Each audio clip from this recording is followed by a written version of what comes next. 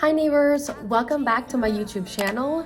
I'm finally able to edit my YouTube video and I'm in the office today. Here is my current setup and I lost my HDMI connection to my big monitor here, so I'm literally editing on my MacBook. But this is my office. Yesterday was my daughter's second birthday. Happy birthday. Wow! I really wanted to post a video, but we had a full day planned for her, and on top of that, my husband also had to get a kidney stone procedure. But as you can see here, we woke her up with a little birthday surprise. She opened her presents.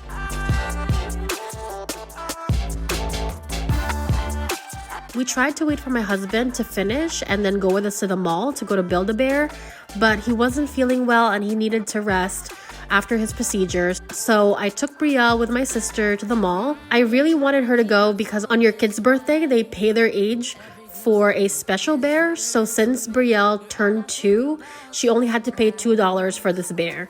Of course, we had to pay extra for clothes and any sound effects that we wanted the bear to have. In this case, we got Olaf's voice from Frozen because it was the voice that made her the happiest. And she also got a little happy birthday t-shirt. And then we got home and sang to her, and that was the whole day. And now I'm in the office trying to finish this video. So I had to leave the office and now I'm home. But if you're new here, my name is Gabby Magsino. I make real estate videos, my life as a full-time agent while being a mom, manifestation work, and anything in between. So welcome and let's get into it.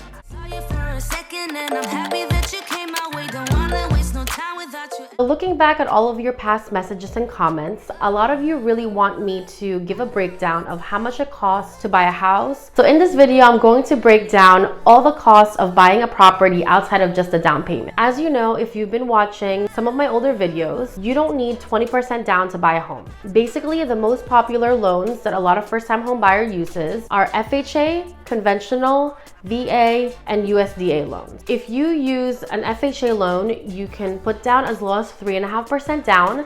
And if you use a conventional loan, depending on your income, you can actually put down as low as 3% down. But if you have higher income, then the lowest would be 5%. If you are a veteran, then you can put down as low as 0%. And USDA allows you to also do 0% down when it comes to buying a home. But of course, there are other fees that you have to pay for when you buy a house. And that is what is called closing costs. So in this video, I'm going to give you a breakdown of the closing costs outside of the down payment when buying a property.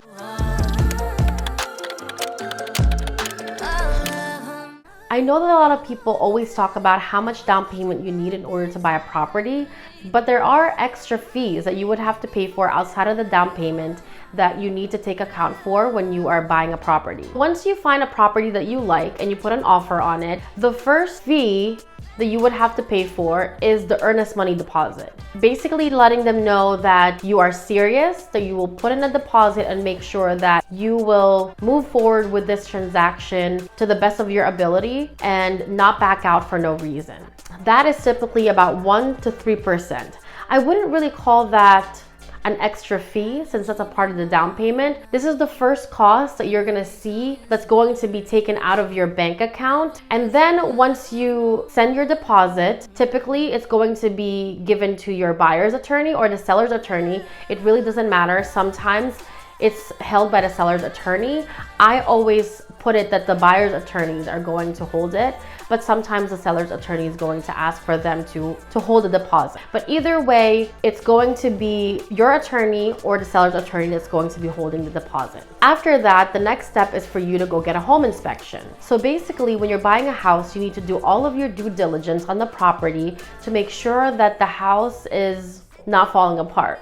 And also just to make sure that you know exactly what you're going into once you close on the property. And a home inspection typically ranges from $500 to $600, and that includes a general home inspection, a termite inspection, and radon test. Generally speaking, those are the typical services that a lot of home buyers use when they buy a property. And I also always suggest to do an oil tank sweep and a sewer scope. And then of course, if you have a septic, then you would have to do an additional home inspection, which is a septic inspection. And if you have a pool, then you will have to do further inspection and additional services to make sure that you inspect your pool. So really it depends on the type of property that you're buying.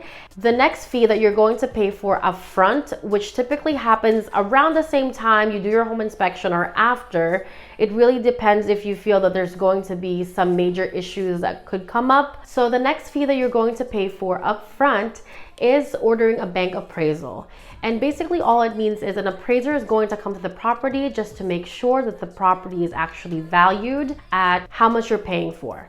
And also they're going to make sure that there are no repairs that are needed in order for the bank to approve the loan. And then when you're at closing, you're going to be paying the rest of the down payment that you need to pay for the property, including a breakdown of these closing costs. So I'm going to use a breakdown of my closing costs when I bought my property. Basically what I paid for was the loan application from the bank, pulling my credit report, tax service, flood certification, attorney fees, title insurance, closing agent, recording fees, 1 year's worth of home insurance, 4 months escrow of property taxes, and 3 months escrow for home insurance. I also had to pay for private mortgage insurance because I went FHA route, but I put that into the loan so that I don't have to pay it upfront. But basically, those are my closing costs when I bought my property, and I hope that helps you out. As you know, I'm not a mortgage professional, so it's always better to talk to a mortgage lender because they're the ones who's going to break down all the fees and all the costs